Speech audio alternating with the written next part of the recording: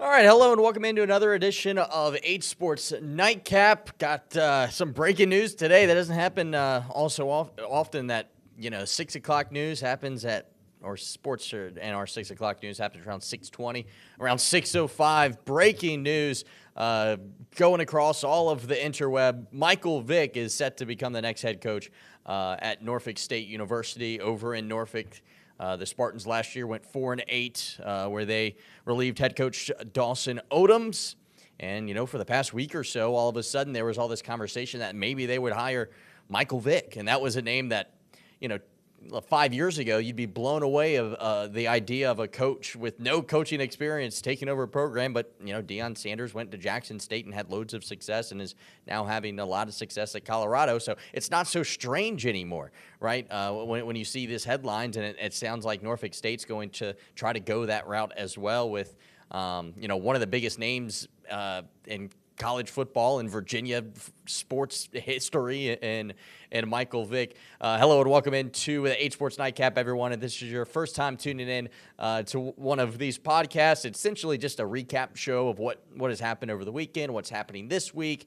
And then, now that football season is over, we're going to kind of dive into some interviews and it be more like an interview podcast show, as well as, hitting on the top storylines and conversations and debates that happen, across the sports world. And no better place to start today than with Michael Vick heading to Norfolk State. Of course, the Warwick High School star, went to Virginia Tech and nearly won a Heisman Trophy, took the Hokies to a national championship in 1999.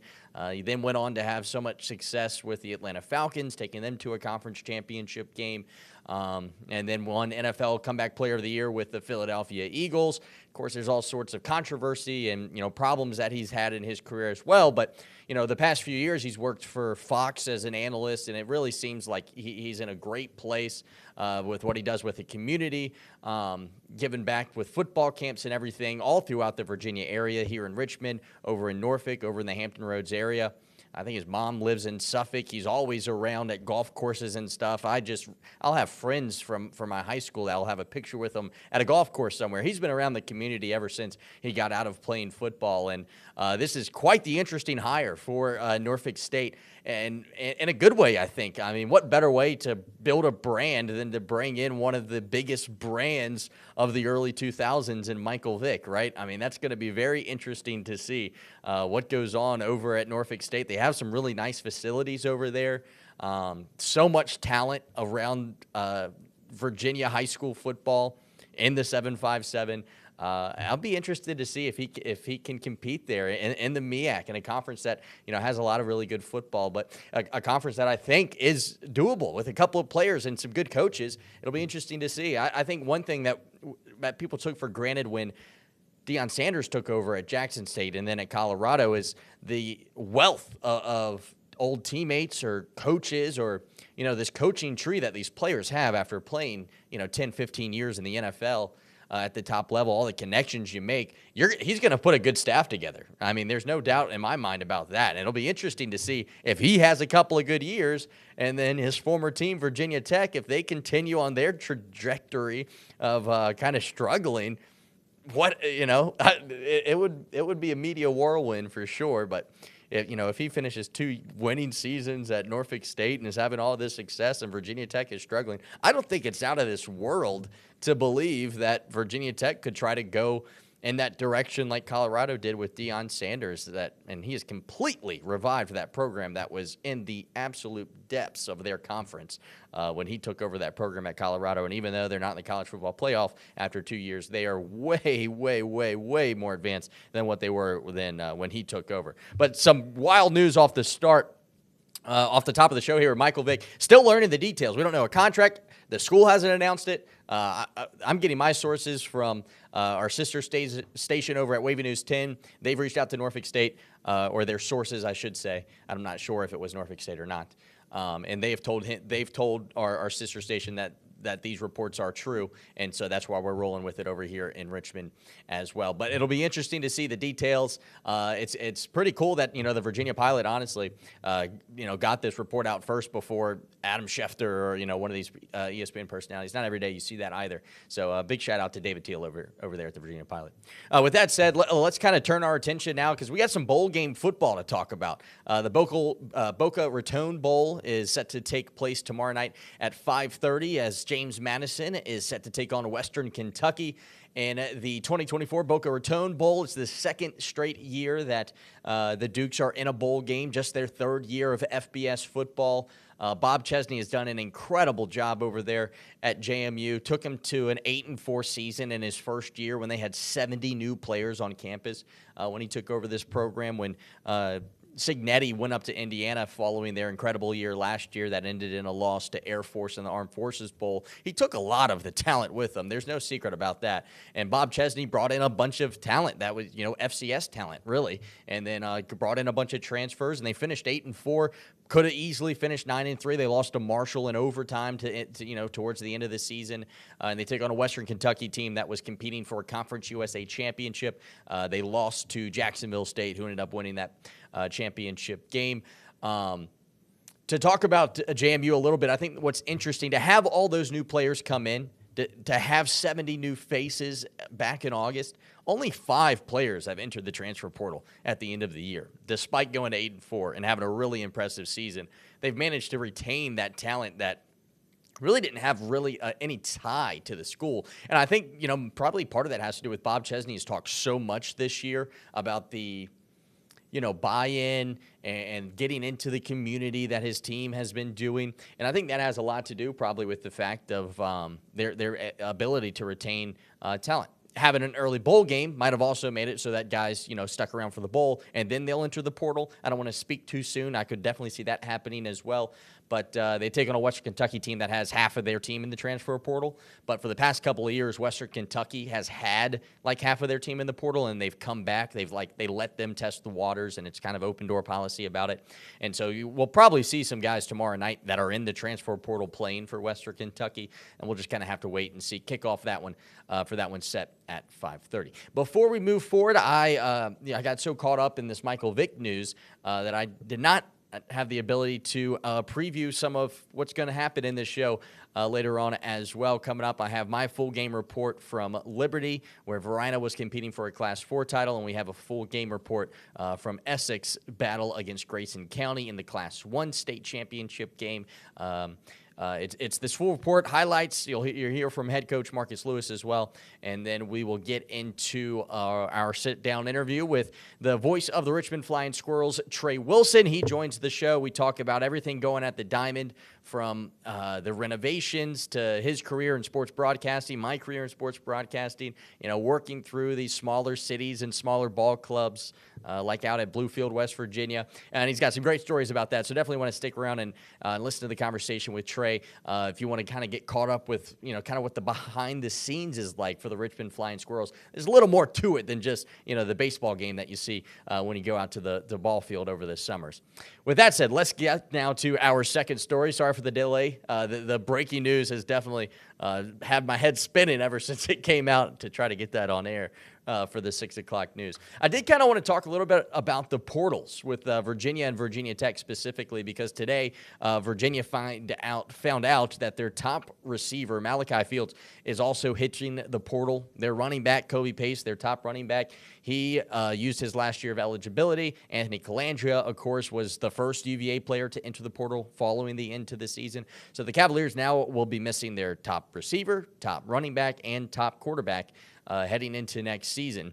And as you can see there, Malachi Fields was their 17th transfer to enter the portal since the end of the season. They're feeling that hit.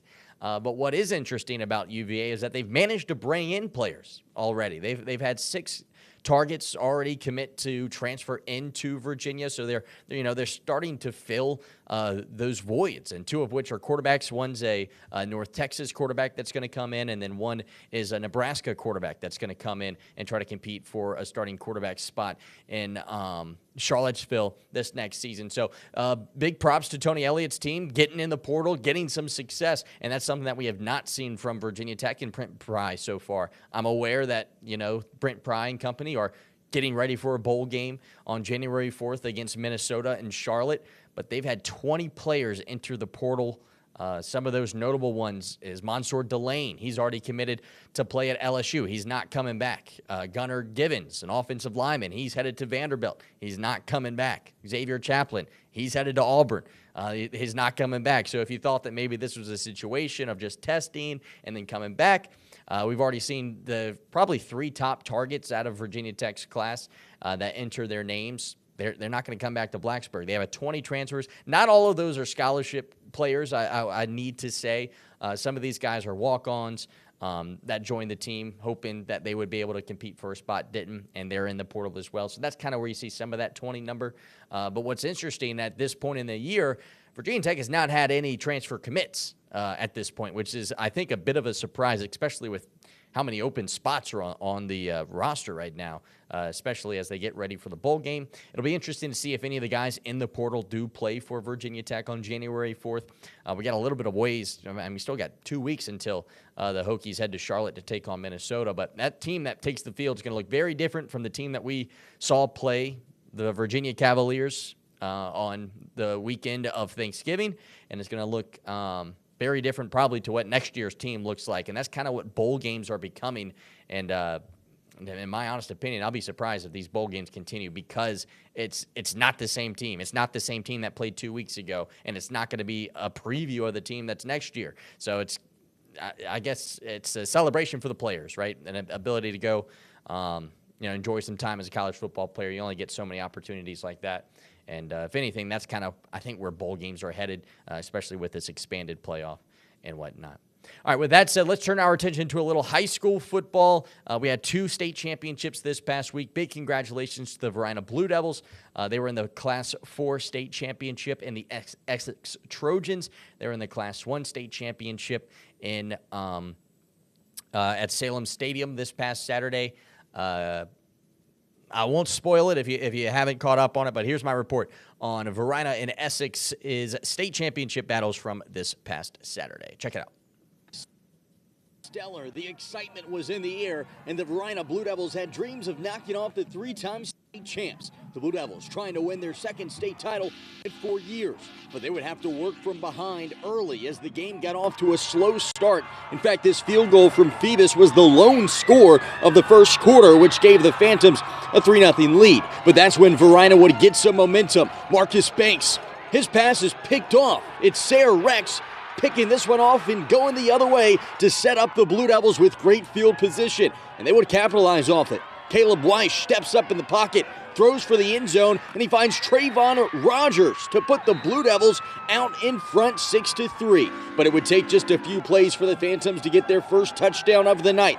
Banks, deep, down the far sideline. He connects with Romir Smith in stride to put the Phantoms ahead into halftime, 9-6. And then in the second half, Phoebus would extend the lead. It's Davion Roberts with an incredible effort on this run, but the ball pops loose. It's the big guy, Marcus Hobson, that hops on top of it and crosses the goal line for the score, 16-6 ball game. But that's when the worst case scenario for Varina would take place. On a first down scramble, quarterback Caleb Weiss would go down with an injury.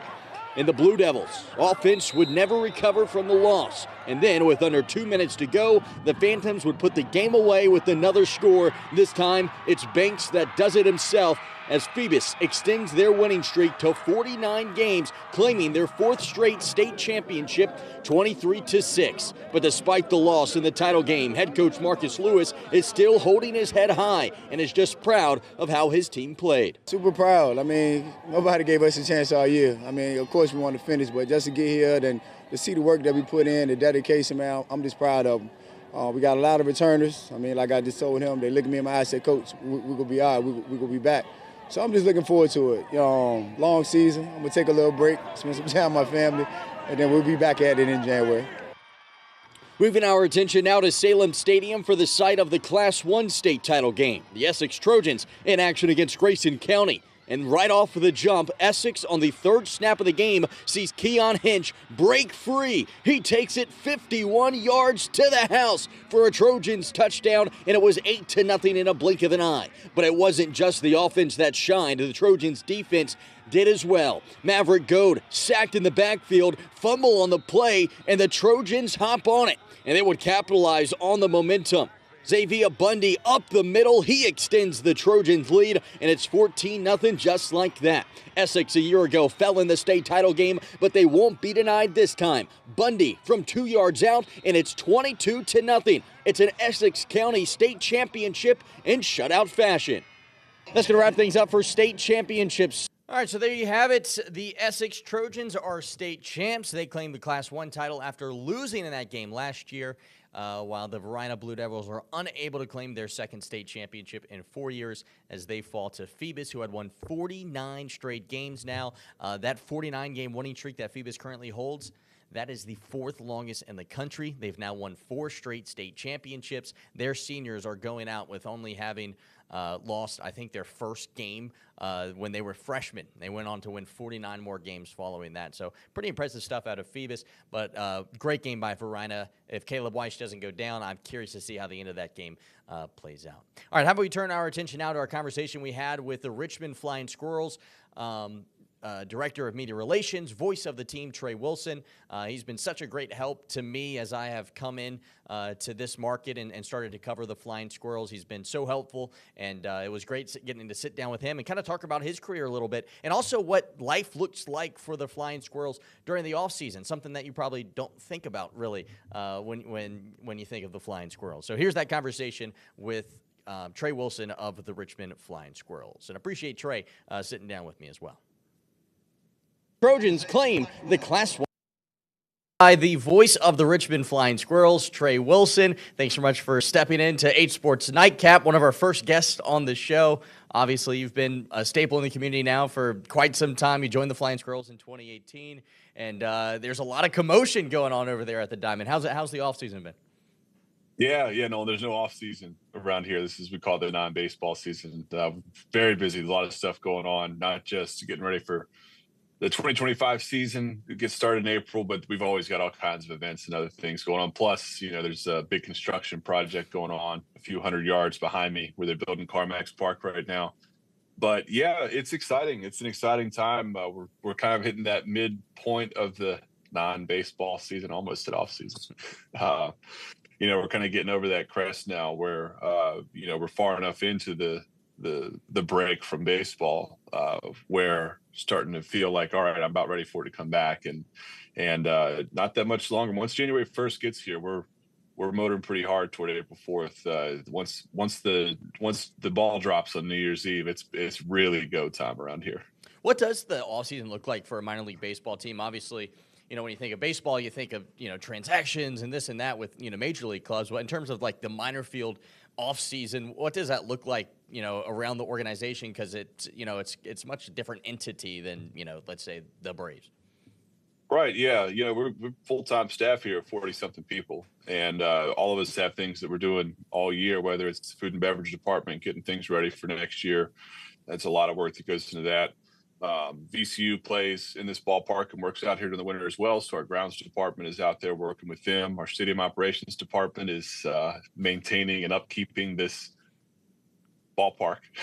And, our ticket staff is working on getting packages and things together sold for next year. Individual tickets went on sale a few weeks ago, earlier than we've ever had them on sale. So the already moving tickets out the door for 2025.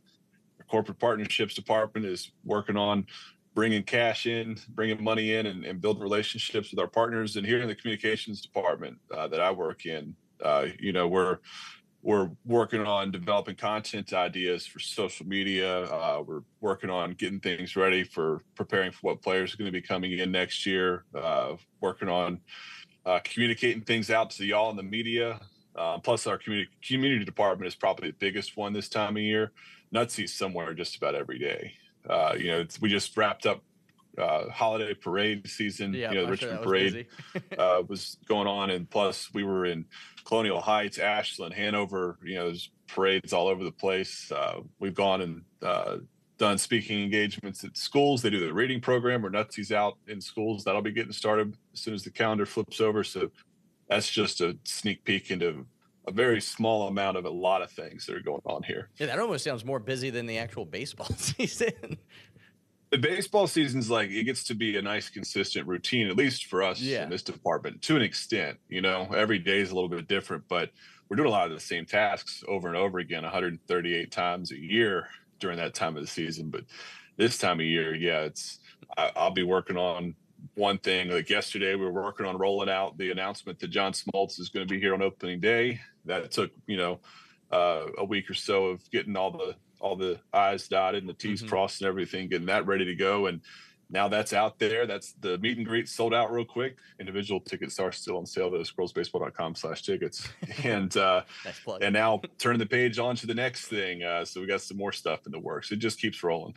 Yeah, this past season was my first year, being around the diamond and whatnot, and I've seen obviously all the news has been coming out about the new stadium and the construction that you mentioned earlier. So will this be the last full season of baseball at the diamond for the Richmond Flying Squirrels?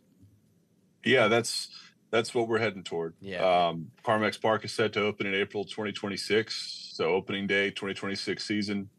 The plan is to be over there. It's exciting. Every time I look across the parking lots over there, they've made more progress. And I got a chance to go visit the site a few weeks ago and see some of it up close. It's starting to come along. I'll be going back over there later this week and get a little bit of an update. Get So to see it more up than close just looking again. dirt mounds. There's some other stuff going on now. Yeah, there's concrete being poured right now. Is a lot of below ground work, but it'll, as you start to drive up and down the boulevard over the next few months, you won't be able to help but notice it. It's getting to that point where you're going to start to see progress very quickly over there. Is there any sentimental value or almost like, man, like we're going to miss this old ballpark that we've, been in for 30 years or whatever? Yeah, I am super sentimental about old ballparks, Nolan. Yeah. I am as sentimental about old ballparks as can be. My favorite ballpark is Bowen Field in Bluefield. It was built in the 30s, and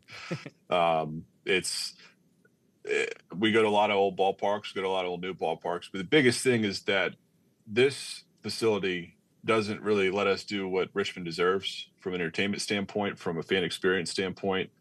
This place was built in an era where ballparks, it was kind of in the middle between the old classic wooden ballparks and the new ones with all of these different types of things. Richmond, I think, has no idea what they're in store for with this place. We're going to try to tell you over the next year or so, as this project starts to come along with Carmex Park, some of the exciting stuff that's going to be in there, because compared to the Diamond, it's not going to be the same type of experience.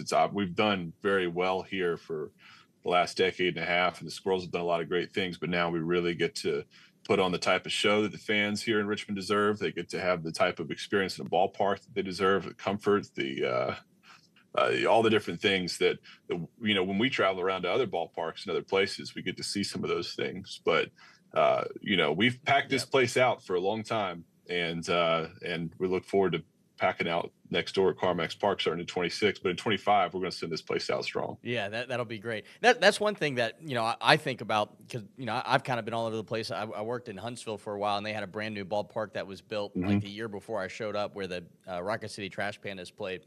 And what was weird or I think what's interesting about the Flying Squirrels is how well you guys do attendance wise. I mean, it's at the top of all of baseball, all of minor league, including AAA and whatnot. And was it weird to go to ballparks maybe that were nicer, state of the art, and like they didn't have a great crowd compared to what you experience every single night on at the Diamond?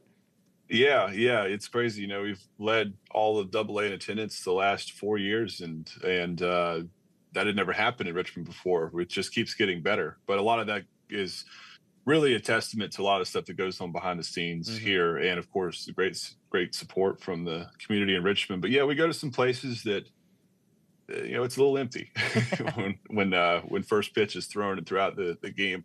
There are some parks in our league that do draw very well. They give us a little bit of a run for our money and making sure we stay on top of the league standings. Portland, Maine, the great spot. One of my favorite towns to go to. It's an old ballpark, but it's a lot different experience Are they to the go Sea into a Squirrels Dogs? game. What's their name? Yes, Sea Dogs. Sea The Dogs, Red Sox affiliate. Hartford has a relatively new ballpark. It opened up in 2017. They have a lot of those things that are going to be in Carmex Park, and then Carmex Park is also going to have a lot of things it doesn't have. But even like the last place I was before here, I spent 4 years working in Altoona, and they have one of my favorite ballparks in the country. It's such a nice ballpark, but it's a very small town. They draw very well for where they are, but it's a city of 40,000 people. So if they're averaging 4,000 a night, that's a pretty big chunk of the market. Of the populations. Yeah, so it's a lot of different things that kind of cross to make this work. It's it's the city, the amount of people who are here in Richmond. Yep. Richmond being kind of a sports crazed city anyway. VCU and Richmond basketball do well. The Kickers across town do very well. It's almost like a city that, I grew up in Suffolk, obviously. I know you're a 757 guy as well. I think you grew up in Portsmouth, and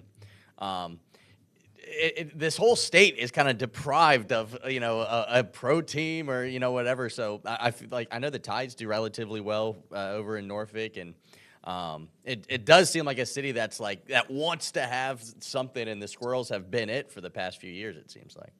Yeah, we are obviously one of the top drawing professional baseball teams in the country, but we're the top drawing sports entity in Virginia. And obviously Virginia Tech football and some of the other entities around the state, they draw a lot of fans. But the Squirrels, they pack this place out. It's crazy to see because the players talk about it too. Our players have played all over the place. We have players from all over the world, and they talk about the experience here. I know Frankie Tostato a couple years ago had a quote during a press conference where he's like, "These fans are crazy on a Tuesday," and it's not just that people are here, but it's that people are here and they're super engaged in the baseball, or even if they're not, but a big chunk of the crowd is. I do always say, whether you're a big sports fan and baseball fan or not, you can come here and have a good time. And absolutely. And if you're just a hardcore baseball fan like I am, you just want to come out and watch a ball game, you can do that. If you just want to come out with your family and friends, you don't have any interest in sports at all, this is a great place to come out and spend a night out with the people that you want to spend time with and be entertained. So there are a lot of different ways that you can have a good time here at the ballpark. Yeah, especially with the way the diamond's laid out, I feel like it almost forces you to kind of be engaged in the game with the way how vertical it is. You're kind of right on top of the field, which is great about that. I kind of want to shift gear those and kind of talk about your background a little bit. I have a background in calling baseball games and sports broadcasting as well. So before you were in Richmond, where were you? I know you had a long line. You mentioned Bowen Field. I spent some time out in Bluefield as well. So can you kind of give me your career path to get to the point to where now, I hate to say dream job for you, but back home calling baseball games for a AA team is a pretty impressive feat for anybody. Yeah. It's funny. You know this, but people ask me like, "What's your dream job? What's the end goal?" And I'm like, this is kind of hard to get to. Yeah, there's not many of these jobs. You've been through the woods already.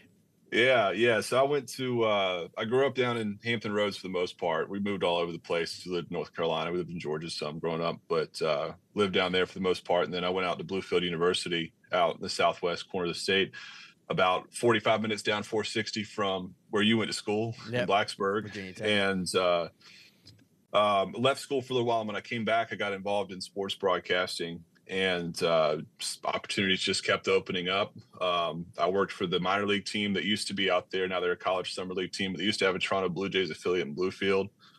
I also worked in TV doing what you're doing briefly for a little while at an NBC affiliate, and did some writing. But then I really wanted to follow this path. So I went down to the baseball winter meetings, which everybody hears about every year, where all the trades and everything are going down. But they used to always have like the minor league and major league job fairs. And went down there, interviewed for a bunch of jobs. I wanted to move up, go somewhere bigger, get to full season professional baseball. And none of the jobs that I interviewed for worked out, but I built some relationships with other people that opened up some doors. And after a few conversations and this person leading me to this person, I ended up in Lansing, Michigan for a year. in 2014 with the Blue Jays affiliate there. And then from there, kind of went through that same process again, went to the winter meetings, talking to people. And then I ended up in Altoona, Pennsylvania, going into the 2015 season with the Pittsburgh Pirates AA affiliate, one of our rivals here in this league. Wasn't a rivalry back then, but for some reason, when I came down here to Richmond, it became a rivalry. I guess they got mad that I left. Yeah, But had to have been. But yeah, I was with them for 4 years, and then Jay Burnham was here in Richmond before me. Yep. Good friend of mine, and he took the job up at UMass. So Atlantic 10 fans here in Richmond will see him coming through with UMass when they come play VCU in Richmond. And he called me and said, "Hey man, I'm leaving. I know you've always wanted a chance to come back close to home. Here it is." So I went through the process with the Squirrels and came here. And along the path, mixed in through all that, there was a lot of freelance work, doing one-off contracted jobs, doing play-by-play, or a lot of off-camera stuff, running cameras or directing or running graphics or things like that. Anything I could do to really just get a paycheck in those early years, but also get to know some people and get to see a little bit of how everything in this business is done.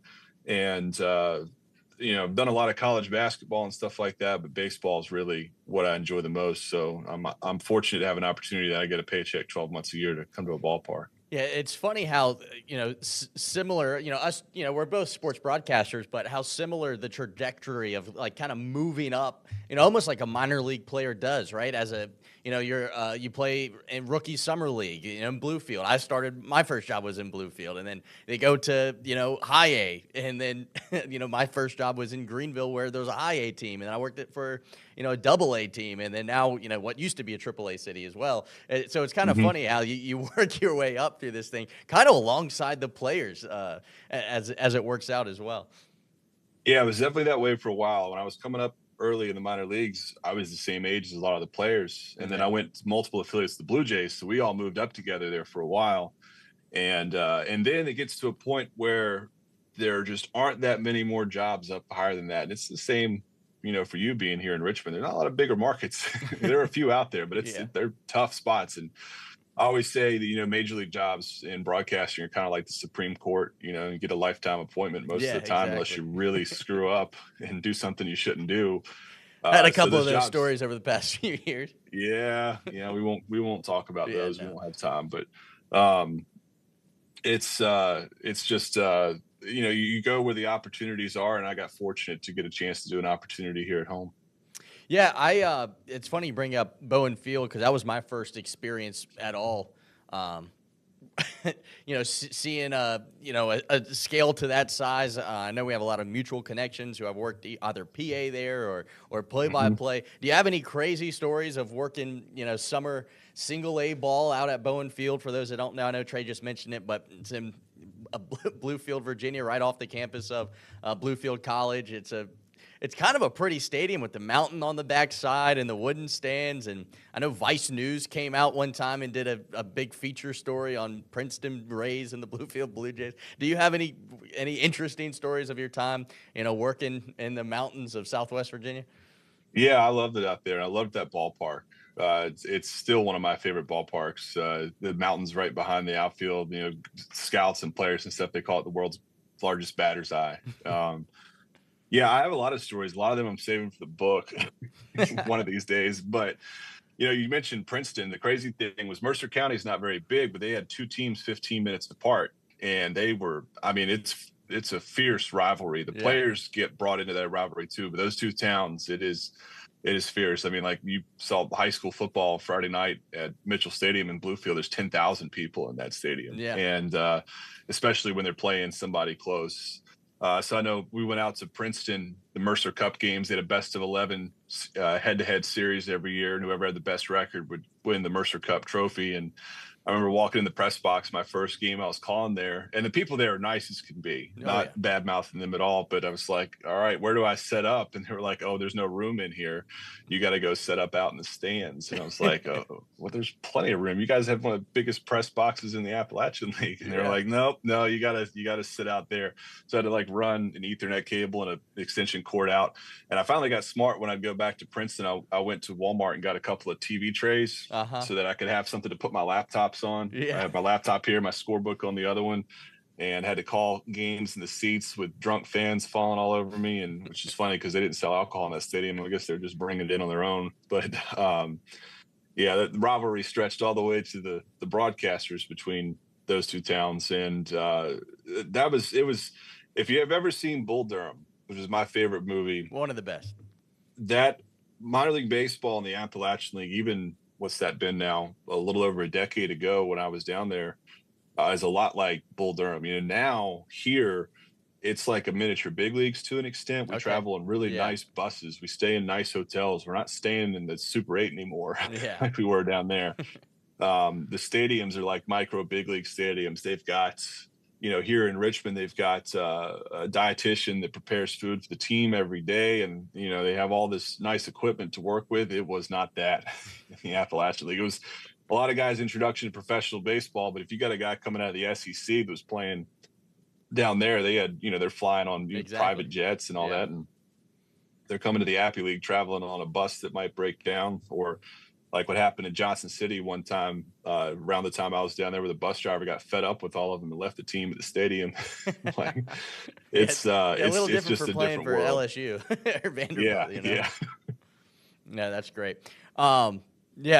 Great stories. I appreciate you sitting down and chatting with me, Trey. As you mentioned, what was the website? Tickets are on sale. If you have a final plug for our listeners. Yeah, squirrelsbaseball.com/tickets. It'll get you information on individual tickets. They're available now for all 69 home games next year. I will say, if you're wanting to be here for opening night on April 4th, if you're wanting to be here for July 3rd for our Independence Day celebration, or if you're wanting to be here for the final game of the regular season, those 3 games, the tickets are moving very fast. I would get those soon. But there's also information on there about other types of ticket packages. We got a lot of really cool stuff going on in 2025. Diamond Through the Decades series, there's information about that on there. We're going to celebrate the 4 decades of history in this ballpark, plus all the usual stuff people are used to, a lot of the wacky promotions and stuff like that. We're going to be rolling some of that stuff out here soon. Yeah, I hope there's something better than that hot dog candle. That stunk up my office. I got one right here. It stunk up my entire office for a week at a time. It does smell pretty bad. Yeah, not gonna lie. There it is, right there. The hot dog candle. Yeah, Perfect. I get a whiff of it every now and then when I'm sitting here, and I just opened it up. I left it in my office promotion. drawer for less than 2 weeks, and I still somehow get a whiff of it months later. So it sticks on you. Yeah, it's like in Anchorman when he tries that cologne and they got to spray him off. One of the many promotions, of course, you guys do. Can't wait to see what next year brings. And Trey, thanks so much for your time. Thanks, Nolan. The atmosphere was. All right, thanks so much to Trey Wilson taking the time to chat today, talk about Richmond Flying Squirrels. Some really interesting, points he brings up with the fact that it's the last year of playing at the Diamond. Can't wait for this season and all the cool stuff they're going to do with kind of sending the Diamond off after 40 years of use here in Richmond. So big thanks to Trey for reaching out, and thanks to everyone who tuned in to 8Sports Nightcap this week. In terms of our schedule here, with the holidays coming up, we will not have a show for the next 2 weeks. So I'll see you in the new year. 2025 will be the next time that you guys will get to see 8Sports Nightcap. And we might experiment with moving the date from Tuesday to Wednesday as well, as we kind of shift things, as things have now completely shifted from football to basketball talk. And I think the Wednesday schedule works a little bit better for that. So thanks so much for tuning in this week. We will see you next time. Good night, guys. I'll see you tonight at 11 o'clock with more details on Michael Vick to Norfolk State.